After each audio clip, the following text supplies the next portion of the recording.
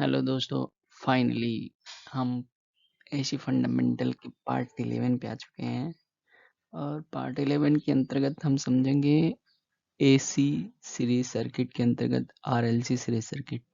मतलब ऐसे लोड जिसमें आर रेजिस्टिव, इंडक्टिव और कैपेसिटिव तीनों प्रकार के लोड जुड़े हैं उसे हम कहते हैं आरएलसी सीरीज सर्किट। और यहाँ पे आप फिगर देख सकते हैं, इसमें सीरीज में रेजिस्टिव, इंडक्टिव, कैपेसिटिव तीनों प्रकार के लोड जुड़े हुए हैं और सीरीज में जुड़े हैं तो तीनों प्रकार के लोड के क्रॉस वोल्टेज अलग अलग होगा। जैसे आर रेजिस्टिव लोड के क्रॉस वोल्टेज वी आर होगा, इंडक्टिव लोड के क्रॉस वोल्टेज वी एल होगा और कैपेसिटिव लोड के क्रॉस वोल्टेज वी सी होगा और तीनों में करंट का मान आई ही होगा जो कि समान होगा। यहाँ पे आप देख सकते हैं केवीएल लगाएंगे तो हमारा वेक्टर में मैंने केवीएल लिखा है, टोटल वोल्टेज बराबर होता है V R plus V L plus V C as per KVL. अब वी आर बराबर क्या है, अगर ओम्स लॉ से देखें तो आई आर होता है, वी एल बराबर आई एक्सएल होता है, वी सी बराबर आई एक्स सी होता है। ये सारे मान जो है हमारे ओम्स लॉ से आते हैं। अब हम फेजर डायग्राम इसका देख लेते हैं। तो फेजर डायग्राम अगर तीनों लोड है तो तीनों का अलग अलग होगा। जैसे कि आप देख सकते हैं आई को यहाँ पे रेफरेंस मान है क्योंकि सीरीज में है तो आई का मान समान होगा। वोल्टेज का मान बदलेगा तो यहाँ पे आप देखिए कि वोल्टेज अगर रेजिस्टिव लोड के केस में है तो दोनों फेज वोल्टेज फेज और करंट फेज एक दूसरे पे ओवरलैप करेंगे, इन दोनों के बीच का कोण 0 होगा। और वीएल लीड करेगा वोल्टेज से 90 डिग्री और करंट लैग करेगा और वीसी लैग करेगा वोल्टेज 90 डिग्री करंट से। ठीक है, तो यहाँ पे दिखाया गया है। इसमें हम 3 सिचुएशन बेसिकली देखते हैं जिसमें हम पहला सिचुएशन ये देखेंगे कि VL is greater then VC। यदि हमारा VL यानी कि इंडक्टिव लोड के एक क्रॉस वोल्टेज बड़ा है इंडक्टिव कैपेसिटिव लोड के अपेक्षा, तो इस स्थिति में हमारा फेजर डायग्राम बड़ा बनेगा VL का। यहाँ पे देखिए VL का फेजर डायग्राम इतना बड़ा बना है और VC का फेजर डायग्राम इतना छोटा बना है। अब चूंकि VL और VC का फेजर डायग्राम एक दूसरे के विपरीत है तो एक दूसरे को कैंसिल करेंगे, तो ये इसको कैंसिल करेगा यानी कि इतना जितना बड़ा बना है उतना ही कैंसिल करेगा, तो यानी कि इतना कैंसिल कर देगा, ये वाला इतना बड़ा कैंसिल कर देगा। तो बस VL का पूरा पूरा जो VL का हमारा फेजर डायग्राम है वो इतना छोटा ही बन जाएगा। परिणामी जो भी है हमारा परिणामी फेजर डायग्राम, तो परिणामी फेजर डायग्राम का मान होगा VL माइनस VC, यानी कि इतना छोटा बनेगा। अब इस हिसाब से हम अगर परिणामी पूरा टोटल का परिणामी निकालेंगे तो हमारा ऐसे लंब खींचेंगे, इधर से लंब खींचेंगे तो हमें V मिलेगा और ये VL माइनस VC है। तो इस हिसाब से हमें V और इसका आप देखेंगे तो इसका कोण हमारा फाई मिलेगा। पिछली स्थिति से हमें यह पता चलता है कि हमारा जो करंट है ना वो वोल्टेज से 5 डिग्री लैग कर रहा है। तो इस स्थिति में हमारा किस प्रकार का सर्किट होगा, उस सर्किट में क्या क्या परिवर्तन देखने को मिलेगा, ये पूरा पॉइंट मैंने लिखा है। तो इसमें मैंने लिखा है कि phase angle will be lagging, जो फेज एंगल है लैगिंग होगा। तो यहाँ पे आप देख सकते हैं लैगिंग कर रहा है, करंट लैग कर रहा है 5 डिग्री वोल्टेज से तो लैगिंग होगा। Power factor will be lagging, और पावर फैक्टर भी लैगिंग होगा क्योंकि करंट के लीडिंग लैगिंग पे ही डिपेंड करता है हमारा। अगर करंट लैग कर रहा है तो पावर फैक्टर भी लैग होगा, अगर करंट लीड कर रहा है तो पावर फैक्टर लीडिंग होगा। और इस स्थिति में हमारा सर्किट क्या होगा, सर्किट का नेचर क्या होगा, the nature of the circuit will be inductive. और इस स्थिति में हमारा जो सर्किट का नेचर है वो इंडक्टिव होगा। Reactive power will be negative, और इस स्थिति में हमारा जो रिएक्टिव पावर है वो नेगेटिव होगा। तो इसको हम कहते हैं माइनस जे क्यू, लैगिंग रिएक्टिव पावर उसको बोलते हैं। और इसको हम कह सकते हैं एक प्रकार से और कि it will produce negative reactive power, मतलब जो हमारा सर्किट है वो नेगेटिव रिएक्टिव पावर को प्रोड्यूस करता है। कहने का मतलब यह है कि जो लोड होगा हमारा RL लोड है वो सप्लाई से रिएक्टिव पावर लेता है, इसलिए हम उसको बोलते हैं नेगेटिव रिएक्टिव पावर। अब इसमें हम इम्पीडेंस ट्रायंगल देख सकते हैं। तो इम्पीडेंस ट्रायंगल निकालने के लिए ये वाला जो ट्रायंगल है इसमें हम देख लेंगे इम्पीडेंस ट्रायंगल कैसे, इसका इम्पीडेंस कैसे निकालेंगे। तो इसमें आपको पता है ये भी है और ये वाला ये वाला लंब है, इसका मान होता है B L minus B C, क्योंकि इसका इसके समांतर है तो इसका भी मान B L minus B C होगा। और ये आधार पता है भी आर है। तो फिर अब इसका हम पाइथागोरस प्रमेय लगाएंगे तो v बराबर under root V square plus B L minus B C का होल स्क्वायर। अब इसमें हम ओम्स लॉ के अनुसार जानते हैं कि v बराबर होता है आई आर, बी एल बराबर आई एक्स एल, बी सी बराबर आई एक्स सी। तो इसमें रख देंगे, आई कॉमन निकाल लेंगे तो आई स्क्वायर इधर रहेगा, तो हो जाएगा R square plus under root में पूरे I square plus XL minus X का होल स्क्वायर। फिर आई स्क्वायर को बाहर निकालेंगे अंडर रूट से तो आई हो जाएगा, तो यहाँ पे R square plus XL minus X का होल स्क्वायर। अब इस आई को अगले स्लाइड में मैंने क्या किया, इधर ट्रांसफर कर दिया है तो भी अपन आई हो गया है। अब भी अपन आई का मान होता है जेड, यानी कि जेड बराबर हो जाएगा हमारा अंडर रूट में R square plus XL minus X का होल स्क्वायर। अगले वाले स्लाइड में यही लिखा गया होगा। देखिए हमने यहाँ पे लिखा है भी अपन आई अंडर रूट में R square plus XL minus XC का होल स्क्वायर। भी अपन आई जेड होता है जिसको हम कहते हैं इम्पिडेंस, तो जेड इक्वल टू हो जाएगा under root R square plus XL minus XC का whole square. This is called impedance of the circuit. ये जो जेड है इसी को हम कहते हैं यही इम्पिडेंस। अगर आर एल की कंडीशन में हमारा इम्पिडेंस निकालना है तो यही आपका इम्पिडेंस का एक फार्मूला तैयार हो गया है।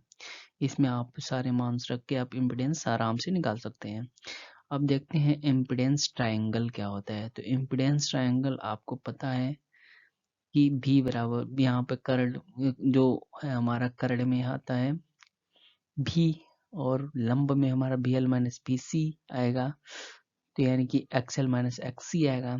ठीक है, और इसमें आई से गुणा किया गया है तो यहाँ पे अगर तीनों में हम आई से गुणा करेंगे तो भी बराबर आई जेड, यहाँ पे आई एक्स हो जाएगा।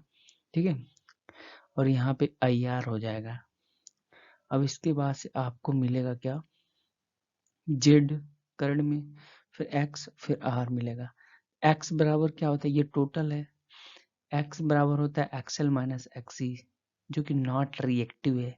किस कंडीशन में, XL is greater than XC which is inductive, और ये इंडक्टिव है। तो जेड बराबर क्या होगा, आर प्लस जे एक्स होगा, यानी कि जेड बराबर हो जाएगा R plus J X XL minus XC. Simple सी बात है, वही अपना पाइथागोरस प्रमेय लगा के वेक्टर वाला जोड़ लगा के यहाँ पे निकला है जेड बराबर आर प्लस जे एक्सएल। वही बात है, इसको हटाएंगे वेक्टर तो हमारा अंडर रूट में ही R square plus J XL minus XC आएगा। उसी को मैंने फिर यहाँ पे लिख दिया है, सिंपल सी बात। अब इस इम्पीडेंस ट्रायंगल को अगर हम मिरर इमेज बनाएंगे तो यहाँ पे देखिए एक इम्पीडेंस ट्रायंगल रखे हैं, इसके आगे एक मिरर रखे हैं। जब उसका एक इमेज बनेगा तो इसका जस्ट उल्टा बनेगा, और जब उल्टा बनेगा तो हमारा यहाँ पे जो आधार वाला आर है वो 1/r हो जाएगा, जिसको हम जी बोलेंगे। और इसको अगर ये वाला है तो ये 1/x हो जाएगा, जिसको हम बी एल बोलेंगे। और 1/z हो जाएगा करंट वाला भाग, तो 1 इसको y बोलेंगे।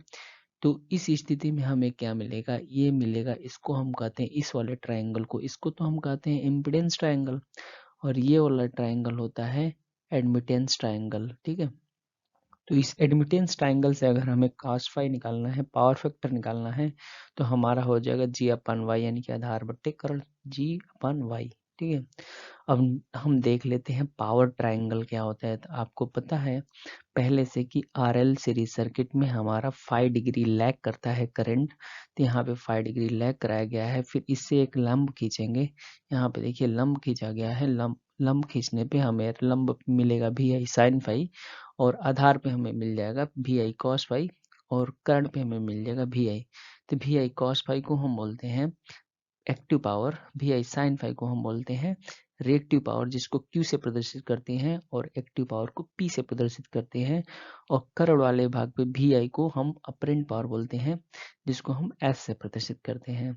अब इस ट्रायंगल के हिसाब से अगर हम मान निकालेंगे तो अपरेंट पावर का मान हमारा निकलेगा अंडर रूट में P square plus Q square.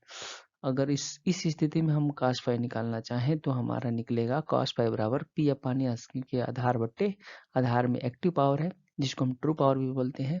फिर करंट में हमारा अपरेंट पावर है, जिसको हम एस से प्रदर्शित करते हैं। अब हम देखते हैं कि केस सेकंड माने दूसरी स्थिति में हमें क्या मिलेगा। अगर दूसरी स्थिति हम ये मानते हैं कि अब VC is greater then VL, यानी कि जो कैपेसिटिव लोड के क्रॉस वोल्टेज है वो बड़ा है इंडक्टिव लोड के क्रॉस वोल्टेज है, तब इस स्थिति में हमारा क्या होगा, IXC is greater then IXL होगा, यानी कि XC is greater then XL भी होगा। ठीक है। अब इस स्थिति में हमारा जो ग्राफ फेजर डायग्राम बनेगा उसमें आप देखिए कि VL का जो मान है वो छोटा बनेगा और VC का जो फेजर डायग्राम है वो बड़ा बनेगा। तो VL का फेजर डायग्राम छोटा होने के कारण एक दूसरे के विपरीत होते हैं, तो VL और VC एक दूसरे को कैंसिल करेंगे, तो VL जितना फेजर डायग्राम बना है उतना ही VC को कैंसिल करेगा। उस हिसाब से हमारा परिणामी जो फेजर डायग्राम है VC माइनस VL इतना छोटा हो जाएगा, जिसकी वजह से हमारा जो यहाँ पे देखिए यहाँ पे बना है, तो इसमें जब हम यहाँ से एक लाइन खींचेंगे, एक समांतर लाइन खींचेंगे इस आई के, और इस VC माइनस VL के समांतर एक लाइन खींचेंगे VR से, तो हमारा जो मीटिंग पॉइंट है ये वाला मीटिंग पॉइंट, इससे जब एक परिणामी हम खींचेंगे तो ये हमारा परिणामी वोल्टेज मिलेगा, जो कि करंट से 5 डिग्री पे लैग कर रहा है। ठीक है। इसमें आप देख सकते हैं करंट से जो हमारा वोल्टेज है 5 डिग्री पे लैग कर रहा है, यानी कि हमारा करंट 5 डिग्री लीडिंग पे होगा। इस स्थिति में हमारा सर्किट का नेचर क्या होगा, तो इस स्थिति में हमारा फेज एंगल 5 डिग्री लीडिंग होगा और पावर फैक्टर भी लीडिंग होगा, क्योंकि करंट लीड कर रहा है तो हमारा पावर फैक्टर भी लीडिंग होगा। और नेचर ऑफ द सर्किट क्या होगा, कैपेसिटिव होगा, लेकिन प्योरली कैपेसिटिव नहीं होगा। ये यहाँ पे मैंने लिखा है कि nature of the circuit is capacitive but not pure capacitive. और इस स्थिति में हमारा it will produce positive leading reactive power. ये सर्किट क्या करेगा, positive leading reactive power produce करेगा। It will absorb negative lagging reactive power, यानी कि नेगेटिव लैगिंग रिएक्टिव पावर को अब्जॉर्ब करता है। अब हम देख लेते हैं कि इम्पीडेंस ट्रायंगल इस स्थिति में क्या बनता है। तो इम्पीडेंस ट्रायंगल इस टाइप का बनेगा। ठीक है। अब इस स्थिति में आप देखते हैं तो इसको इसमें आप लंब के आधार पे x का मान होगा, जिसका परिणामी होगा XC माइनस XL, यानी कि x बराबर होगा XC माइनस XL, और ये आधार R होगा और Z होगा। Z का मान हमें इस हिसाब से हमें पता लगेगा, सिंपल सी बात है, इसमें भी वही फार्मूला लगेगा पाइथागोरस वाला, R square plus XC minus XL का होल स्क्वायर। एक्स बराबर आपको पता है XC माइनस XL, और ये वेक्टर फॉर्म में लिखेंगे तो जेड बराबर आर माइनस JX होगा। अब इसका मिरर इमेज बनाएंगे, तो मिरर इमेज में मैंने इसको नीचे जो हमारा इम्पीडेंस ट्रायंगल है नीचे रख दिए हैं और इसका इमेज बनाया है, तो ऊपर यहाँ पे बनेगा हमारा पॉजिटिव वाले में, तो यहाँ पे मिले 1/x बराबर BC मिलेगा। BC क्या है, कैपेसिटिव ससेप्टेंस बनेगा, और ये होगा हमारा एडमिटेंस ट्रायंगल बनेगा पूरा। ये एडमिटेंस है और ये कंडक्टेंस है और ये कैपेसिटिव ससेप्टेंस है और ये कैपेसिटिव रिएक्टेंस है। ठीक है। तो ये क्या हुआ, ये हमारा एडमिटेंस ट्रायंगल बना है, और एडमिटेंस ट्रायंगल से अगर हमें पावर फैक्टर यानी कि cos फाई निकालना है, तो हमारा आधार बट्टे कर्ण यानी कि J/Y बनेगा। ठीक है। यहाँ पे आप J/Y देख सकते हैं। अब अब इस स्थिति में हम पावर ट्रायंगल अगर देखें तो आपको पता है कि करंट 5 डिग्री लीड कर रही है, या 5 डिग्री लीड करते हुए बनाया गया है, तो इसमें एक हमें ट्रायंगल मिलेगा जिसको हम बोल देंगे पावर ट्रायंगल। इस पे लंब खींचेंगे तो हमारा BI sin फाई मिलेगा, यहाँ पे BI cos फाई मिलेगा, यहाँ पे BI मिलेगा। तो VI cos फाई हमें एक्टिव पावर होता है जो कि ट्रू पावर होता है, BI sin फाई हमारा Q होता है जो कि रिएक्टिव पावर होता है, VI मतलब होता है अपरेंट पावर जिसको हम S से प्रदर्शित करते हैं। तो इस हिसाब से हमारा जो S का मान अगर निकाला पाइथागोरस पर में लगाएंगे तो हमारा S बराबर under root P square plus K square होगा, तो S बराबर वेक्टर में P प्लस JQ हो जाएगा। अब केस 3 अगर देखें तो केस 3 में हमारा एक तो पहला केस क्या था, VL is greater then VC। अब दूसरा केस क्या था, VC is greater then VL। अब तीसरा केस है कि दोनों बराबर है, VL is equal to VL is equal to BC। तो इस स्थिति में VL is equal to BC यहाँ पे है, तो इस हिसाब से हमारा IXL is equal to IXC होगा, यानी कि XL इक्वल टू XC, और इसका फेजर डायग्राम दोनों का एक दूसरे के बराबर है, तो एक दूसरे को कैंसिल कर देंगे, यानी कि एक दूसरे को जीरो हो जाएगा। तो इस स्थिति में हमारा सिर्फ और सिर्फ VR का फेजर डायग्राम बचेगा, जो कि करंट से 0 डिग्री लैग कर रहा है। तो इससे हमें साफ साफ पता चल रहा है कि हमारा जो सर्किट का नेचर है ना, वो सिर्फ रेजिस्टिव बन जाएगा। तो आगे मैंने वही ही ज़्यादा मेंशन किया है कि क्या क्या हो सकता है, और इस स्थिति को कहते हैं रेजोनेंस कंडीशन। अब इस पूरे स्थिति को जिसमें हमारा VL इक्वल टू VC होता है तीसरी स्थिति में, तो हमारा ये जो स्थिति होते हैं सीरीज के कंडीशन में, तो इसको हम बोलते हैं सीरीज रेजोनेंस की कंडीशन। जैसे यहाँ पे लिखा हूँ मैं कि this is called series resonance, और ये सीरीज रेजोनेंस की कंडीशन है। इस स्थिति में हमारा जो होता है नेचर ऑफ द सर्किट वो होता है रेजिस्टिव। जैसे कि मैंने यहाँ पे लिखा है, मैंने nature of the circuit become pure resistive, यानी कि रेजिस्टिव, प्योर रेजिस्टिव टाइप का नेचर हो जाता है। और नेट इस कंडीशन में क्या होता है, net reactance of the circuit is zero. इसमें जो नेट रिएक्टेंस होता है जीरो हो जाएगा, और इसी के हिसाब से हमारा जेड बराबर आर हो जाएगा। फेज एंगल जीरो होगा तो पावर फैक्टर यूनिटी हो जाएगा, और इस स्थिति में हमारा इम्पिडेंस क्या होगा, मिनिमम हो जाएगा, एडमिटेंस मैक्सिमम हो जाएगा। तो y बराबर 1/r हो जाएगा s, और जबकि इसमें रिएक्टिव पावर क्या होता है, जीरो हो जाएगा। तो रिएक्टिव पावर जीरो हो जाएगा, q बराबर जीरो हो गया, तो s बराबर p हो जाएगा। इस हिसाब से s बराबर p हो जाएगा। Reactive power in the circuit become zero, current become maximum, Im बराबर VR, और इसमें होता है ओमेगा बराबर 1/√LC होता है। तो रेजोनेंस एंगुलर फ्रीक्वेंसी हमारा होता है f0 इस स्थिति में।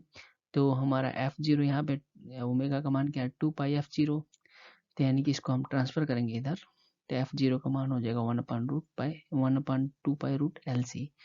और सीरीज रेजोनेंस सर्किट को एक्सेप्टर सर्किट भी कहते हैं, ये एक पॉइंट है। This series resonance frequency f0 is independent of the register, ये रजिस्टर से इंडिपेंडेंट रहता है।